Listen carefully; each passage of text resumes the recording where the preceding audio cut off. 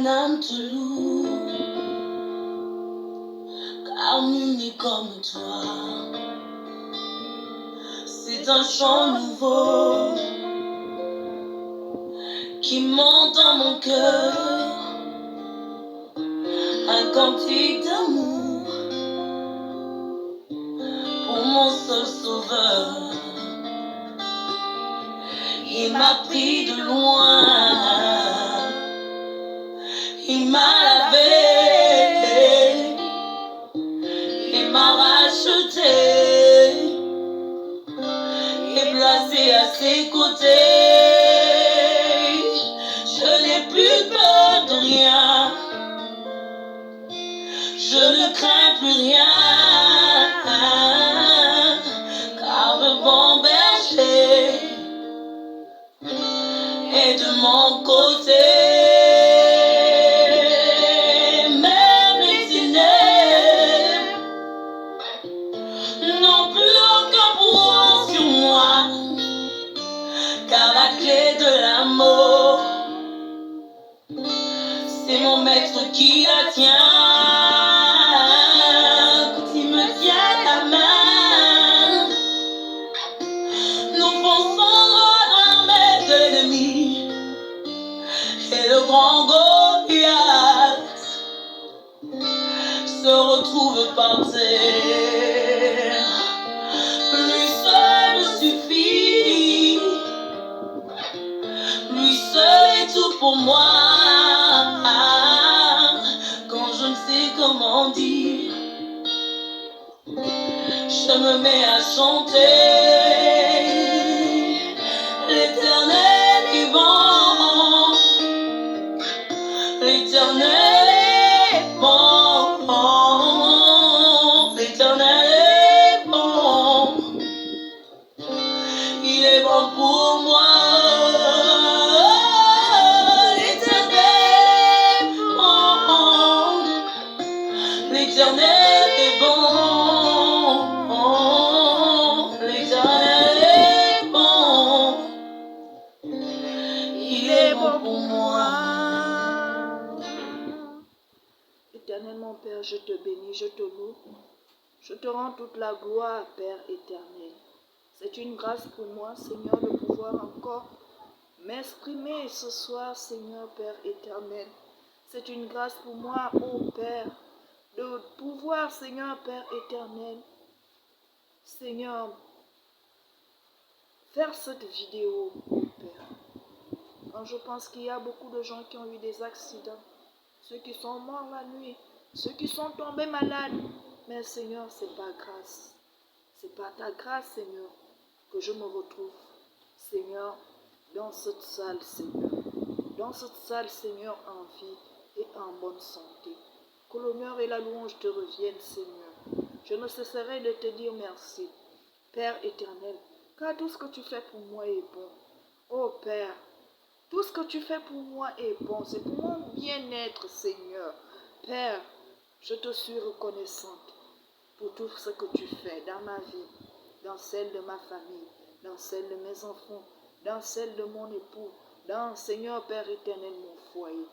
Père, que toute l'honneur, la louange, la gloire te reviennent, toi seul, au nom de ton Fils bien-aimé, notre Sauveur. Amen. Je bénis encore le Seigneur ce soir. Je bénis le Seigneur parce qu'il est merveilleux. Il est bon pour nous. Il est bon pour nous. Il n'a jamais changé et il ne changera jamais. Je vais sensibiliser quelqu'un ce soir à travers ce témoignage. Là, je vais témoigner pour le mariage parce que je sais que beaucoup de gens hésitent de s'engager dans le mariage. Au fait, ils ont le projet de se marier. Il y a des gens qui ont déjà fait plus de 20 ans. Ils sont ensemble sans se marier. Ni la dot, ni l'état civil. Il y en a plusieurs situations comme ça, de ce genre, où les gens vivent en concubinage, ils travaillent et il hésite de s'engager à régulariser la situation. Soit c'est l'homme, soit c'est la femme, beaucoup plus l'homme. Parce que l'homme a tendance à raisonner par rapport aux moyens. Quand il voit qu'il n'a pas encore assez de moyens, il va dire à sa femme, il n'y a pas encore de moyens, on attend, les années ne font que passer. Donc, beaucoup hésitent de régulariser leur situation. Et moi, je vais te dire ce soir, frères, sœurs, je vais vous dire ce soir que le Seigneur est capable de tout. Est-ce que le Seigneur a même besoin de vos moyens? Il n'a pas besoin de vos moyens, il a seulement besoin de votre foi. Il a seulement besoin de votre détermination et votre foi. C'est ce que le Seigneur a besoin. Si réellement tu aimes ta femme, ta fiancée, si réellement tu veux le mariage, il faut que tu commences à faire des démarches. Mets ta foi en action et le Seigneur agira. Mets ta foi en action et le Seigneur va agir. Ne mets plus les blocages parce qu'il y a les moyens qui manquent ou bien il y a tel qui fait comme ça. Non, excusez-moi. Si le Seigneur approuve votre union, lui-même, il va susciter les moyens. Tout ce qu'il te demande, c'est la foi. C'est la foi. Quand il priait pour les malades, il disait parfois à certaines personnes, ta foi t'a sauvé. Ta foi t'a sauvé. C'est la foi qui fait en sorte que le miracle soit opéré dans notre vie. C'est la foi. Moi, quand je voulais me marier, quand on voulait réaliser notre projet de mariage, on n'avait pas de grands moyens. On n'avait pas de grands moyens. À l'époque, mon mari gagnait 120 000 francs. 120 000 francs à l'époque. Donc, lorsqu'on avait décidé de nous marier, c'est vrai qu'il raisonnait aussi pareillement. Mon mari disait non, oh les moyens sont peu, regarde, on mange à peine, on vit encore très mal, regarde, on ne peut pas faire le mariage à l'état civil avec si peu de moyens. Mais lorsqu'on s'est engagé à faire ce mariage, je vous assure, le Seigneur a intervenu. Le Seigneur a intervenu. Il y a une vidéo où j'ai fait le témoignage sur notre mariage, comment on s'est rencontrés. Dans cette vidéo, je vous expliquais que dans les songes, les songes que j'avais vu dans un songe où des mamans, des pasteurs venaient apporter des robes de mariage pour que je puisse essayer ces robes. Je crois que j'avais fait ce songe-là deux fois, si je ne me trompe pas. 2 fois. Les mamans des pasteurs qui m'apportaient des robes pour que je puisse essayer ces robes. Et ça, c'était réalisé. Parce que je vous assure, lorsqu'on s'était engagé à nous marier, avec si peu de moyens, le Seigneur a agi. Le Seigneur a agi. Vraiment, on voulait d'abord faire un emprunt. Mais les choses étaient compliquées. Pas d'emprunt. Mon mari essaie de bouger de gauche à droite, mais on avait déjà mis de côté plus de 500 000 francs. 500 et quelques mille. Donc, il essayait de voir un peu s'il pouvait faire même un prêt de plus d'1 million pour qu'on puisse réaliser ce mariage-là. Mais c'est comme si le Seigneur disait non, c'est pas comme ça. C'est pas comme ça que je vais agir. Tout était bloqué, coincé. Pas de crédit. Pas de crédit. Mais on a engagé les démarches. Ce qu'on avait mis de côté, on a pu quand même économiser plus de 500 000. Mais ce qu'on avait de côté là, on a fait les démarches à la mairie avec. On a payé la mairie, il fallait faire des documents et tout ça là, ça demandait de l'argent. Tout ça, ça demandait de l'argent. Je peux dire qu'on avait presque utilisé plus de 300 000 francs pour la mairie. Il nous restait un peu de sous. Mais regardez comment le Seigneur va agir. Le Seigneur va agir en touchant les parents de mon mari qui en 2 semaines, vont réussir à organiser tout. Et le Seigneur va utiliser encore les gens de l'église, là où on priait. À cette époque, le pasteur, la femme du pasteur, et il y a eu même des mamans dans l'église. Je vous assure, je n'ai pas acheté de robe. Mon mari ne m'a pas acheté de robe. Les robes sont venues seules. Seules les robes de mariage. J'ai eu du coup 3 robes de soirée. 3 robes de soirée. J'ai eu ma tenue de mariage, les chaussures. Au fait, c'était comme si le Seigneur disait aux gens, faites ceci. Il donnait de l'ordre aux gens. Donc, les gens prenaient des engagements seuls. Les gens prenaient des engagements seuls. Je vous assure, je ne suis pas allée demander à qui que ce soit quoi que ce soit. Je vous l'assure. Les gens ont pris des engagements seuls. Mes soins pour le corps, ma coiffure, ma tenue de la mairie, la tenue que j'avais mis à la mairie, les chaussures, tout a été pris. Tout. Et c'était la main du Seigneur. C'était la main du Seigneur. Il nous restait, si je ne me trompe pas, 200 et quelques mille. C'était pas grand-chose. Ça ne pouvait pas acheter la robe de mariée. Ça ne pouvait pas acheter la robe de soirée. Mais je vous assure que j'ai eu ma robe de mariée. J'ai eu mes chaussures. J'ai eu tout, le voile, tout, les gants. Les robes de soirée, je répète, j'ai eu 3 robes de soirée. J'étais obligée de choisir qu'une seule pour porter. La nourriture, la boisson, il y en avait assez. Il y avait beaucoup de nourriture, beaucoup de boissons. Je vous assure, ce que j'avais vu le jour-là, non, c'était très merveilleux.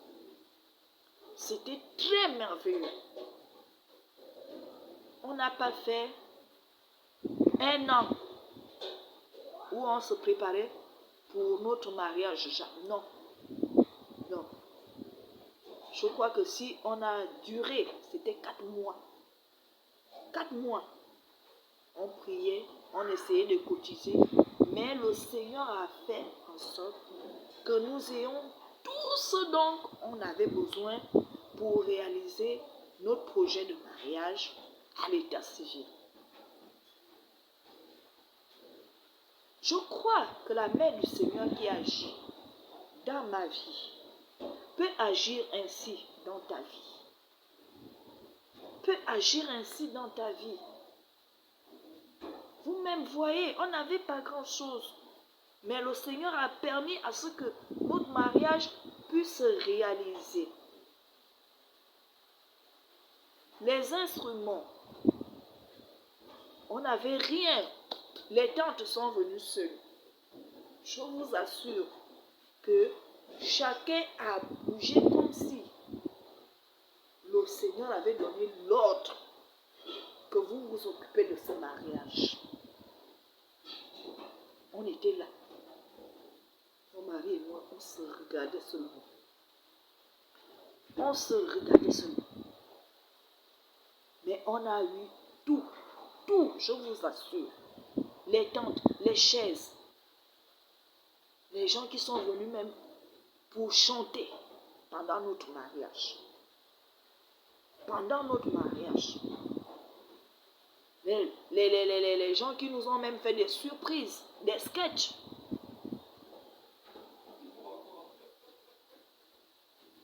Je vous assure. Et je crois que le même Seigneur qui a fait ce miracle dans ma vie peut aussi le faire pour toi. Il faut d'abord que tu enlèves la barrière que toi-même tu as mis. Tu as mis une barrière parce que tu te dis qu'on n'a pas assez de moyens, on va faire comment? Oh, attendons encore un peu. Plus tu attends, plus les années passent. Plus les années passent, tu ne peux pas garder. Frère, la fille de Truy, pendant les années, sans la mettre la bague au doigt. Non, il faut arrêter ça, c'est le désordre. Il faut arrêter. C'est le désordre. Il faut que tu réussis à ôter cette pierre qui t'empêche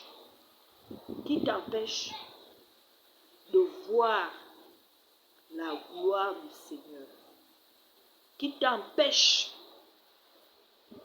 de réaliser ce projet que tu as fait avec ta femme. C'est ce témoignage que je voulais vous faire ce soir. Parce que le Seigneur est merveilleux. Il est merveilleux.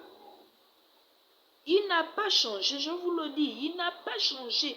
Il est le même. Il est le même hier, aujourd'hui, éternellement. C'est ce qui est écrit dans Hébreux 13, verset 8. Ça voudrait dire que le même Nzambe qui était avec Moïse, avec Élisée, avec Daniel, c'est ce même Nzambe qui est avec moi. C'est ce même Nzambe qui est avec toi. Donc de la même manière qu'il a agi avec les Élisée, les Élie, de cette même manière, il agit dans ma vie. Si ma vie est conforme à sa parole, c'est ça que nous oublions. Je ne cesserai pas de vous le dire. Il faut d'abord que notre vie soit conforme à la parole du Seigneur. C'est d'abord la mise en pratique de la parole du Seigneur. C'est ça d'abord. Parce que c'est ça, c'est la parole qui donne la foi. La Bible dit que la foi vient de ce qu'on entend. Ce qu'on entend doit venir de la parole du Seigneur. Et c'est là où le miracle vient. Quand tu as déjà la foi, quand tu as la foi, les portes te sont ouvertes. Les portes te sont ouvertes. Donc, je vous en supplie, enlevez cette barrière que vous avez mise en se disant que vous n'avez pas assez de moyens, vous ne pouvez pas réaliser le projet à cause des moyens. Il est notre Père. Attention, il dit dans sa parole, si méchants que vos pères sont, ils savent vous donner de bonnes choses, à plus forte raison que moi. Est-ce que je ferai que si vous me demandez un poisson, je vous donne un serpent?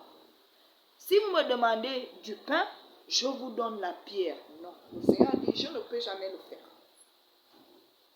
Donc, sachez que quand vous vous mettez en accord pour demander au Seigneur de réaliser un projet dans votre vie, il le fera. Si vous le faites avec foi. Premièrement, si vous êtes déterminé. Deuxièmement, si vous le faites avec foi. Je parle à ceux qui s'accrochent à la parole du Seigneur. Je ne parle pas à n'importe qui. Je parle à ceux qui s'accrochent à la parole du Seigneur. Ceux qui craignent le Seigneur. Ceux qui recherchent la sanctification. Parce que la Bible dit que, or, sans la sanctification, personne ne fera le Seigneur. Voir le Seigneur, on voit le Seigneur comment? Par plusieurs manières. Ça, c'est une manière de voir le Seigneur. Moi, j'ai vu le Seigneur dans mon mariage. Pendant le mariage, j'ai vu la main du Seigneur agir. Parce que je vous assure, à l'époque, je ne travaillais pas. C'est mon mari qui travaillait et il ne gagnait rien. Il ne gagnait pas grand-chose. Ceux qui connaissent le Gabon, Libreville, savent de quoi je parle. Parce que la vie est chère à Libreville. Ce n'est pas au village où tu peux aller au champ, tu cueilles tes feuilles de manioc, tu arraches tes tubercules, tu viens manger. C'est pas facile de vivre dans Libreville. Mais le Seigneur a agi. Il est intervenu en notre faveur. Il a fait grâce. Il a fait en sorte que nous puissions recevoir cette bénédiction. Et j'ai une bonne nouvelle pour toi. Ce qui s'est passé après notre union, parce qu'on a fait l'état civil, après nous sommes allés à l'église faire la bénédiction nuptiale. L'église ne marie pas, l'église bénit. Les serviteurs du Seigneur vous bénissent. Ils ne vous unissent pas, non. Donc, après cela, le mois qui suivait, on s'est marié en mai. Le mois de juin, à la fin du mois de juin, mon mari qui percevait 120 000, quand il va percevoir son salaire, il perçoit plus de 300 000 francs. Donc son salaire avait augmenté. Ce qui veut dire par là que si on continuait à hésiter de nous engager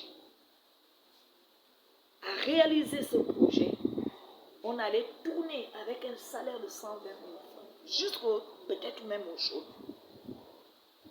Jusqu'aujourd'hui. Vraiment, mon frère, ma soeur, va t'asseoir dans ta chambre et parle avec ton Seigneur. Si tu étais dans cette situation où tu doutais à cause du manque de moyens, sache aujourd'hui que le Seigneur est capable de tout dans ta vie. Si vraiment tu le cherches avec un cœur sincère, si vraiment tu cherches la sanctification, si vraiment dans ton cœur, tu sais que tu plais au Seigneur, et si tu as la foi, oui, le Seigneur va agir dans ta vie. À bon entendeur, salut.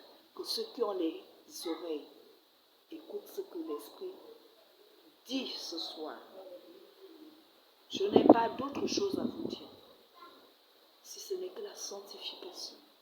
Vous prenez la résolution de réaliser votre projet. Vous mettez la foi en action et le Seigneur va agir. C'est tout ce que je peux vous conseiller ce soir.